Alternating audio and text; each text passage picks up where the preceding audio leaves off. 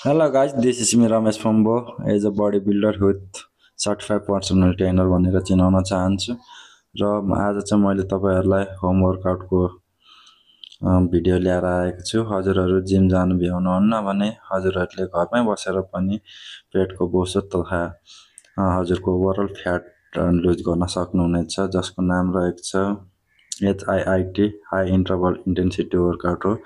यसको चाहिँ रुल्स रहेको छ। फर्स्टमा बर्फी जम्प, यसको चाहिँ 15 रेपिटेसन गर्नुपर्ने हुन्छ 1 मिनेटमा।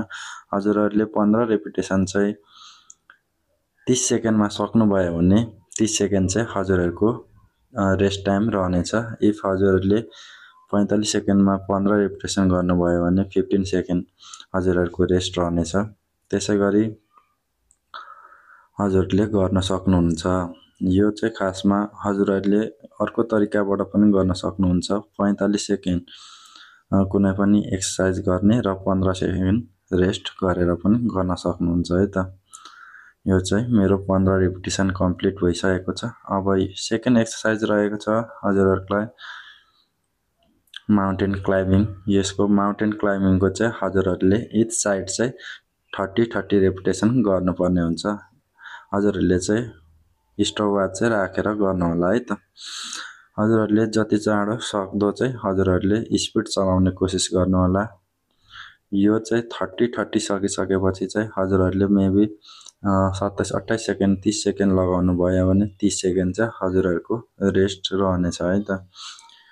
यो भिडियो बनाउँदा मेरो माइक्रोफोन चाहिँ चार्ज सकिएर चाहिँ हजुरहरुलाई मैले बोलेको चाहिँ कुराहरु सुनिएको छैन, त्यही भएर पनि मैले चाहिँ भिडियो बनाइसकेपछि चाहिँ मैले रेकर्ड गरेर भनिरहेको छु, बिचमा छुटेको कुराहरु है त।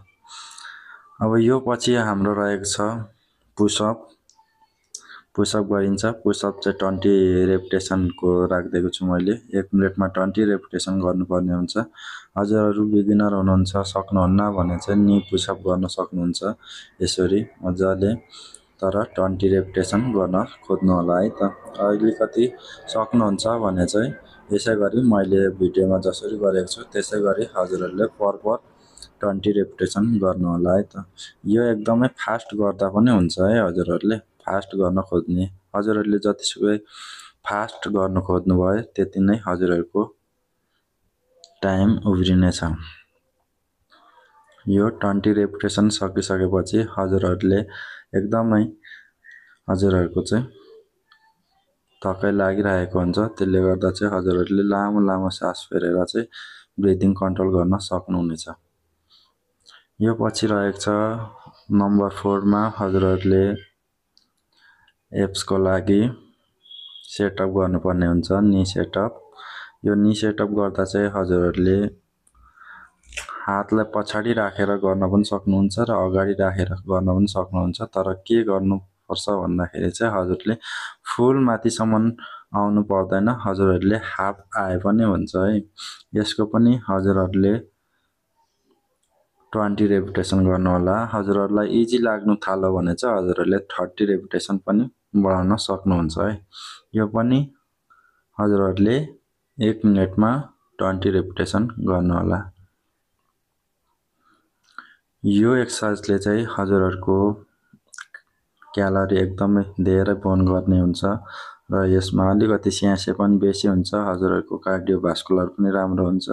हजुरहरुले यो पनि अब लास्ट एक्सरसाइज रहेको छ, यो 4 भयो। यो लास्ट 5th एक्सरसाइजमा चाहिँ हजुरहरुको रिभर्स लन्जेस रहेको छ। हजुरहरुले यो चाहिँ थाइलाई एकदमै मजाले इच साइड चाहिँ 15 रेपिटेसन गर्न सक्नुहुनेछ है त। यसलाई 1 काउन्ट भयो, अब यसलाई 2 काउन्ट भयो है। यसरी नै काउन्ट गरेर चाहिँ हजुरहरुले 15 रेपिटेसन गर्न सक्नुहुन्छ। यो सकिसकेपछि पुनः हजुरले फेरि अगाडिदेखि नै बर्फिज जम्प देखि नै सुरु गर्नुपर्ने हुन्छ। हजुरहरुको चाहिँ यो 2 रेपिटेसन सम्म गर्न सक्नुहुन्छ। इफ हजुरहरुलाई अझै पनि गाह्रो भयो भने हजुरहरु 3-4 रेपिटेसन सम्म पुग्न सक्नुहुन्छ है। यो चाहिँ 10 मिनेट जति लाग्छ है। यति 2 रेपिटेसन गर्दा चाहिँ हजुरहरुले 10 मिनेट पछि चाहिँ हजुरहरूको एकदमै कार्डियोभास्कुलर पनि राम्रो हुन्छ, क्यालोरी बर्न पनि धेरै हुन्छ। अनि हजुरहरूको 1 हप्तादेखि 10 दिन 15 दिनसम्ममा चाहिँ हजुरहरूको रिजल्ट मजाले देखिन थाल्छ। यसो गरी हजुरहरूको फ्याट लस गर्न सक्नुहुनेछ है त, होम वर्कआउट गरेर पनि।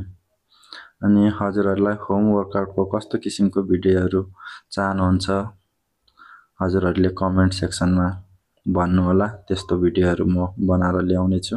र हजुरहरूलाई यो भिडियो मन पर्यो भने लाइक, सेयर, कमेन्ट र सब्सक्राइब पनि गरिदिनु होला भन्दै हजुरहरूको गोल्स चाहिँ फिटनेस जर्नी चाहिँ एकदमै राम्रो होस् भन्ने शुभकामना दिन चाहन्छु। र आजलाई यति नै। हस्त, धन्यवाद। जय नेपाल, जय फिटनेस। तपाईँको दिन शुभ रहोस्।